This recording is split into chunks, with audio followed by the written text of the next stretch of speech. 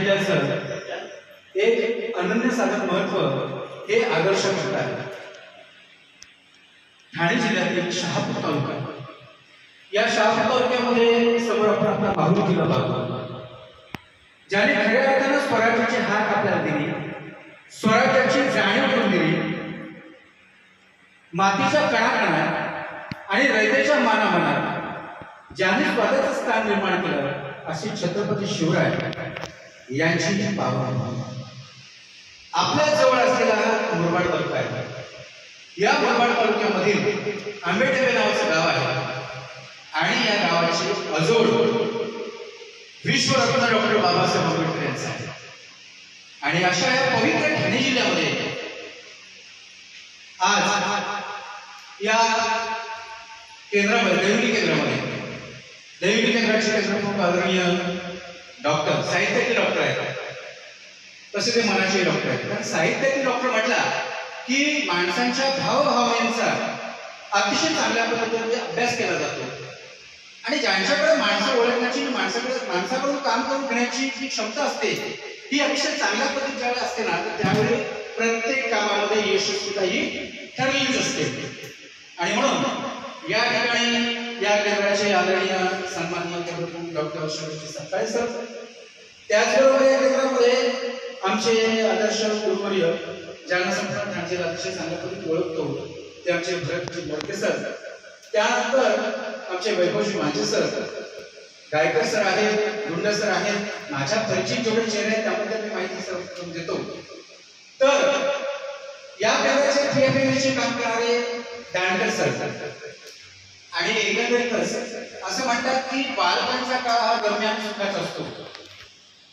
आपण लहानपणापासून जो आपला मराठी विषय आहे, या मराठी विषयामध्ये गोडी निर्माण होण्यासाठी काही चांगल्या गोष्टी केलेल्या असतात, ज्या अनुषंगाने विद्यार्थी रोळतो.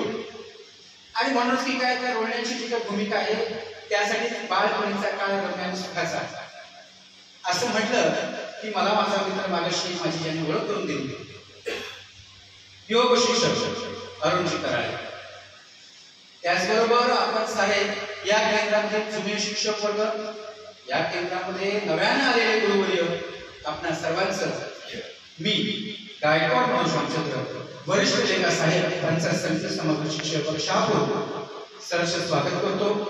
आपण अतिशय चांगल्या पद्धतीमध्ये माझं स्वागत केलेलं आहे. माझ्याकडचे जे काय आहे ते तुम्ही देण्यास आवश्यक आहे. गुरुजनांच्या मेळ्यामध्ये मला बोलवलेलं आहे. मीही माझी शाळेचा विद्यार्थी आहे. टेंबरा नावाचं हे जे तुमचं गाव आहे हे माझं ओरिजिन आहे. पण अंदाज या ठिकाणी मी शिक्षण घेतले मराठी शाळेमध्ये. मराठी शाळेबद्दल मला नेहमीच आदर राहिलेला आहे. तो जन्मभर आहे. जोपर्यंत हा श्वास चालू आहे तोपर्यंत आदर हा कायमस्वरूपीच आहे. आणि शिक्षक म्हणजे आदर्शता निर्माण करणारी, नवीन पिढी निर्माण करणारी गुरुवर्य ज्यांना आपण म्हणतो, या आपण साऱ्या गुरुवर्यांच्या मांडव्यामध्ये मी आलेलो आहे. माझ्याकडे जे काय आहे ते मी तुम्हाला देण्याचा प्रयत्न करेन. आपण नक्कीच चांगलं असं ते समजूत करून घ्या आणि नक्कीच त्या मार्गावर आपण चालाल. मागाशी सरांनी सांगितलं की अंतःकरण, ज्योतिबा फुले म्हणतात विद्येविना मती गेली, मती विना नीती गेली, नीती विना गती गेली, गती विना विद्या गेली आणि विद्येविना शूद्र घडले. एवढे अनर्थ का अविद्येने गेले. म्हणून आपल्याला प्रत्येक ज्या आपल्या क्षेत्राशी रिलेटेड ज्या ज्या काही गोष्टी आहेत त्या क्षेत्राचं निदान ज्ञान असणं गरजेचं आहे. Master of all but jack of none. भूमिका लक्षात ठेवा. Master of all but jack of none. आपण ज्या क्षेत्रात आहोत त्या क्षेत्रामध्ये काहीतरी ज्ञान करण्याचा प्रयत्न आपण केला पाहिजे. आणि त्याच अनुषंगाने आज मला या ठिकाणी सरांनी पाचारण केलं. माझ्याकडे जे जे काय आहे ते तरी तुम्हाला देण्याचा प्रयत्न करणार आहे. सर्वात प्रथम कुठलीही आर्थिक बाब म्हटली की आपल्याला समजते कॅश म्हणजे. कॅश म्हणजे एकंदरीत आमचं जे काय अर्थकारण आहे त्या अर्थकारणाचा एक मस्त असा अर्थ आहे. आपण सकाळी उठल्यानंतर आंघोळ केल्यानंतर आपले केस आपल्या आरशात करतो, आपली प्रतिभा चांगली दिसते. त्याच पद्धतीमध्ये आपल्या शाळेकरता आलेलं जे अनुदान आहे या अनुदानाचा स्वच्छ आरसा या कीर्तीमध्ये असतो. आणि म्हणून ही कीर्त अतिशय चांगल्या पद्धतीने जळली असेल ना त्यावेळी आपल्याला घाबरायची आवश्यकता नसतं. कारण अकाउंट हा विषयच असा निरस आहे की त्या विषयामध्ये सहजासहजी कोणाला रस निर्माण होत नाही. पण शेवटी अर्थकारण आहे, आम्हाला त्या गोष्टी कराव्या लागतात. या अर्थकारणामुळे अनेक लोकांना अनेक शिक्षा पण झालेल्या आहेत. जसं आपण पाहतो कॅगचे आवाज येतात आणि त्या कॅगच्या आवाजामध्ये मागचे दूरसंचार मंत्री आपण जातात. पण अर्थकारणामध्ये एक एक पैसा खूप महत्वाचा आहे. त्याच्यापेक्षा तुम्हाला किती पैसे आले त्या पैशाचा तुम्ही विनियोग कसा केला हे महत्वाचं आहे. शासन त्याचा एक एक पैशाचा हिशोब घेतो. फक्त आपण एक गोष्ट लक्षात ठेवायची, मी तिथपर्यंत तुम्हाला नेण्याचा नक्कीच प्रयत्न करेन. आपलं जेवढं घेतलं तेवढं चांगलं घ्याल. इथं या ठिकाणी मस्त प्रतिभा पहिली निरोपाचे होतो. मी सुद्धा ज्यावेळी जाईन त्यावेळी त्या आत्माच्या निरोपाचा रूप तुमच्याकडे ठेवून द्या. त्यावेळी मला बहर येऊ द्या आणि कुठल्याही केंद्रात जा, कुठल्याही जिल्ह्यामध्ये जा, तरी आगाला घाबरण्याची आवश्यकता पडणार नाही अशा प्रकारचा आशीर्वाद देतो. आणि मी या ठिकाणी अकाउंटच्या ट्रेनिंगला सुरुवात करतो. तर सर्वात प्रथम असतात की कीर्तन, ज्याला आपण म्हणतो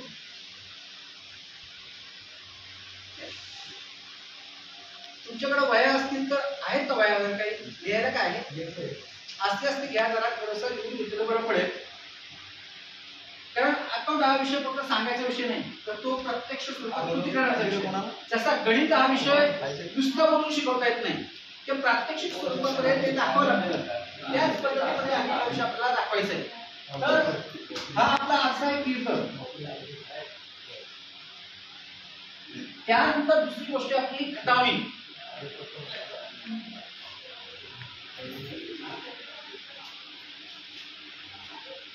ज्याला आपण म्हणतो लेजर. त्यानंतर दुसरी गोष्ट आहे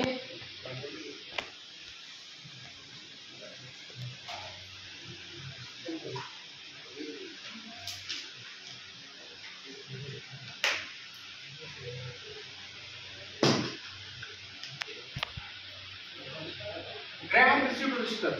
आपल्याला अंगात लागतो. त्याच्यानंतर चौथी गोष्ट आहे तुमची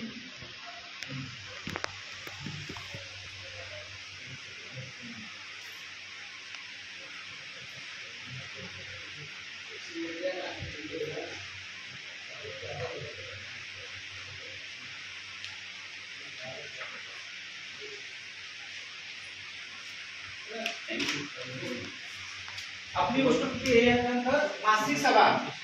जे जे काही आपल्याला अनुदान येतं, जे जे काय अनुदान ते त्या अनुदानाबद्दल आपली माहिती जी आहे ही माहिती आपण मासिक सभा इतकं नोंद करतो.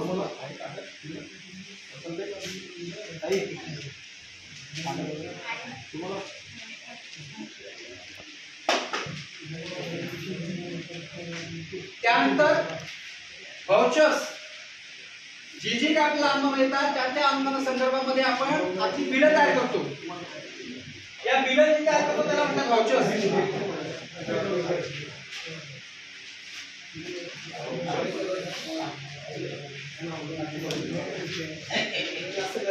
पूर्वी आपण लहान चेक इश्यू रजिस्टर करायचो. आता तुमच्याकडं आपण पीएफएमएसनी काम करतोय त्यामुळे सध्या चेक हा विषय संपलेला आहे. त्याऐवजी आपण काय करतो, पीएफएमएसचं काम सगळं ऑनलाईन करतो. ते ऑनलाईन काम करत असल्यामुळं त्या डीएससीचा आपल्याला एक कोड येतो C0 आणि पुढे नंबर येतो, तो आपल्याला कॅशबुकला नोंदवायचा आहे. तसं चेकला आपण चेकचा क्रमांक नोंदवायचो कॅशबुक मध्ये, तर आता तुम्हाला तो पीएफएमएसचा कोड नोंदवायचा आहे.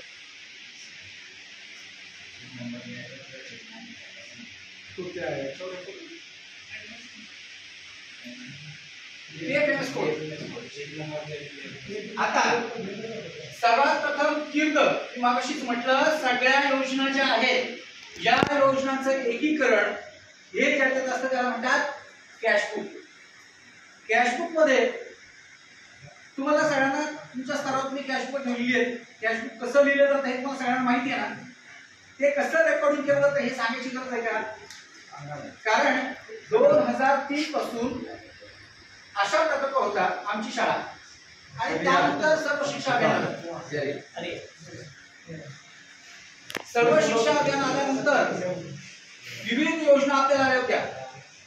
त्या विविध योजना ज्या होत्या त्या विविध योजनेतून आपल्याला अनुदान मिळत होती. आज आम्हाला सुसज्ज अशा शाळा बघायला मिळतात, त्यानंतर ग्राउंड बघायला मिळतं, नंतर टॉयलेट बाथरूम बघायला मिळतात, चाइल्ड फ्रेंडली अनुदानाचे चाइल्ड फ्रेंडली पूर्वी यायचं, ज्या अनुषंगाने आपल्याला खेळणी विद्यार्थ्यांसाठी अशा पद्धतीने शाळेला संरक्षक अशी भिंत, ही सर्व भौतिक साधनं जेवढी आहेत ही भौतिक साधनांचं अनुदान पूर्वी आपल्याला येत होतं. ज्या अनुषंगाने सर्व शिक्षा अभियानामध्ये खऱ्या अर्थानं एक शालेय जीवनामध्ये किंवा शालेय वातावरणामध्ये प्रगती साध्य केली असं काय म्हणायला हरकत नाही. कारण आज आम्हाला सुसज्ज इमारती बघायला मिळतात. याच्यापूर्वी आमच्या ज्या काही इमारती होत्या कौलारू होत्या, त्या कौलारू इमारती त्या कैचीच्या शाळा होत्या, काही वेळेला त्या पडल्या. पण सर्व शिक्षा अभियानामधून आपल्याला चांगल्या पद्धतीमध्ये ज्या काही शाळा उपलब्ध झालेल्या आहेत त्या शाळांच्या माध्यमातून विद्यार्थ्यांना चांगल्या पद्धतीचं ज्ञान दिलं जातं. असं म्हणतात की आजूबाजूचं जे ॲटमॉस्फिअर आहे ना, वातावरण, आजूबाजूचं वातावरण हे जेवढं प्रसन्न असेल त्या प्रसन्नतेने ज्ञान घेण्यासाठी रुची अजून वाढत असते. जर तुमचा मोबाईल चालू आहे तर ती रुची जी आहे ती रुची आपली वाढवायचं काम जेव्हा होतं की ज्यावेळी आपल्या आजूबाजूचं ॲटमॉस्फिअर हे अतिशय चांगल्या पद्धतीत असेल. आणि म्हणून आपल्याला जेवढी आव्हानं आली आहेत तेवढी आव्हानं आपण या कीर्तमध्ये नोंदवत असतो. या कीर्तमध्ये दोन बाजू असतात, एक जमेची बाजू आणि एक खर्चाची बाजू. तर हे जे कॅशबुक आहे या कॅशबुकच्या उजव्या हाताला आपली जमेची बाजू आहे, उजव्या हाताला जमेची बाजू आहे, डाव्या हाताला खर्चाची बाजू आहे. हे झालं आपलं कॅशबुक. त्यानंतर दुसरे खतावणी. खतावणी म्हणजे काय, विविध खाती जी काही विविध अनुदान तुम्हाला येतात त्या त्या अनुदानाचं प्रत्येक पान घ्यायचं. हे पान कॅशबुक रिव्हर्स टू लेजर. इथं कसं ही जमेची बाजू दिलेली आहे उजव्या हाताची, डाव्या हाताची खर्चाची बाजू दिलेली आहे. लेजरला मात्र त्याच्या उलट इकडं आपली खर्चाची बाजू आहे, या बाजूला जमेची बाजू. म्हणून कॅशबुक रिव्हर्स टू लेजर्स असं म्हटलं जातं. मग त्यानंतर आपलं अनुदान प्राप्त रजिस्टर. अनुदान प्राप्त रजिस्टर जे आहे त्याच्यामध्ये आम्ही आमच्या शाळेकरता किती अनुदान प्राप्त झालेलं आहे, कुठल्या पद्धतीचं अनुदान आलेलं आहे, कोणाकडून अनुदान आलेलं आहे ते अनुदान रजिस्टरमध्ये नोंद घेतो. नंतर आमची मासिक सभा, ज्याला आपण युनिव्हर्सिटी प्रोसिडिंग म्हणतो, ज्या ज्या वेळेला आपल्याला कुठं अनुदान येतं त्या त्या वेळेला आपण आपलं अनुदान खर्च करण्याची पद्धतच अशी आहे की शाळा व्यवस्थापन समितीच्या सल्ल्यानं खर्च करावा. आणि म्हणूनच की काय शाळा समिती तुमच्या स्तरावर तुम्ही स्थापन केली असते, मग शाळा समितीचे अध्यक्ष आणि शाळेचे मुख्याध्यापक यांच्या दोघांच्या सहीनं हा कारभार पार पाडला जातो. म्हणून या मासिक सभेमध्ये तुमची जे जे काही कमिटी मेंबर आहेत त्या कमिटी मेंबरांना तुम्ही काय काय अनुदान आलेलं आहे त्याची माहिती तुम्ही पुरवताय. ती माहिती दिल्यानंतर हे अनुदान कसं खर्च करायचं आहे, कशावर खर्च करायचं आहे याची माहिती घेतली जाते. त्याच अनुषंगाने मग व्हाउचर्स तयार केले जातात. व्हाउचर जे आहे बिलं, ती बिलं तयार केली जातात. आणि मग ही बिलं कधी कधी काय असतात, फॉर्म नंबर 31. आता आपण सगळ्यांनी ते फॉर्म नंबर 31 पाहिलेलं असेल. हे वॉचिंग जे आहे हे वॉचिंग करताना फॉर्म नंबर 31 असतो. त्याच्यानंतर टिप्पणी असते. टिप्पणी असल्यानंतर नंतर मासिक सभा ठराव तोडला जातो, नंतर आपलं बिल तोडलं जातं आणि हा एकंदरीत सगळा बंच म्हणजे व्हाउचर ओळखलं जातं. अशा पद्धतीचं व्हाउचर तयार केल्यानंतर ते आपण तालुक्याला सादर करतो. म्हणून पूर्वी आपलं प्रत्येक शाळेला स्वतःचं एक खातं होतं, ज्या खात्यावर आम्ही अनुदान खर्च करत होतो. आणि मग शाळेला पुष्कळसा वेळ मिळत होता खर्च करण्यासाठी. असं म्हणतात नाविन्यतेचे वारे ज्यावेळी वाहतात ना त्यावेळी काहीतरी नवीन नवीन नवीन नवीन येत असतं, तर ते आपण स्वीकार केलं पाहिजे. शिक्षक हा नाविन्यता स्वीकार करणारा महत्वाचा दुवा आहे, घटक आहे. आणि ज्या अनुषंगाने शासन प्रत्येक वेळेला काय काय नवीन नवीन नवीन जे करतंय ते सर्वात प्रथम आपल्या शिक्षण विभागाने आणतंय. मग अशीच आमचे मंत्री सर म्हणाले पैसे येतात, ते येतात कशाने दिसत नाही ना, हवेत दिसतात कशाने पण दिसत नाही. मूळ गोष्ट आता पूर्वीसारखं राहिलेलं नाही. ऑनलाईन पैसे आपल्याला येतात आणि ऑनलाईन पैसे आपले खर्च केले जातात. यानंतर पीएमएमएस कोड म्हटलं मी मागाशी, तर पीएमएमएस कोड म्हणजे काय, ज्यावेळी आपलं माझ्याकडे येतं ते बिल आलं तर तुमचे जे वेंडर आहेत त्या वेंडरच्या खात्यावर त्यापेक्षा मी वर्ग करतो, त्यावेळी तो कोड येतो वेंडर कोड. तो वेंडर कोड तुम्हाला वेंडर कोड आणि पीएमएमएस कोड हे तुम्हाला तुमच्या कीर्तीमध्ये तुम्ही करायचं आहे. तो बीपी नंबर तो आपण बीपी नंबर आपण शंकांचं समाधान नंतर घेण्याचा होतो. त्याला आपला लिंक लागते. ती लिंक एकदा लागली ना तर मला तुम्हाला जे जे काय द्यायचं आहे, मला जे जे काय आठवत आहे, जे जे काय बोलता येतं ते तुमच्यापर्यंत पोहोचण्याचा मी प्रयत्न करतो. एकदा ते झालं कारण वेळेचं बंधन आहे. आता बरोबर समय झालेला आहे, वेळेचं बंधन आहे. माझे मित्र अरुणजी कराळे यांनी मला जो वेळ दिलाय त्या निर्धारित वेळेमध्ये मला माझं काम पूर्ण करायचं आहे. म्हणजे 20-20ची मॅच खेळायची आहे. आता कसोटी खेळायला मला काय शक्य नाही. कारण कसं बोलतं आर्थिक ज्ञान हे कसोटी सारखंच आहे. कारण प्रत्येक गोष्ट ही झिरपली पाहिजे, मुरली पाहिजे आणि ती मुरल्यानंतर आमचे आर्थिक व्यवहार, आमचे आर्थिक अभिलेख अतिशय स्वच्छ झाल्यानंतर आम्ही कुणालाही घाबरत नाही, आमच्या मनावर दडपण राहत नाही, आमच्या मनावर भीती राहत नाही. आजही सुद्धा जर सांगितलं ना ऑडिटोरियमचं असं म्हटलं की शरीराचा कुठला तरी भाग कंपायला लागतो, असं का होतं? तर भीती ही भीती आहे.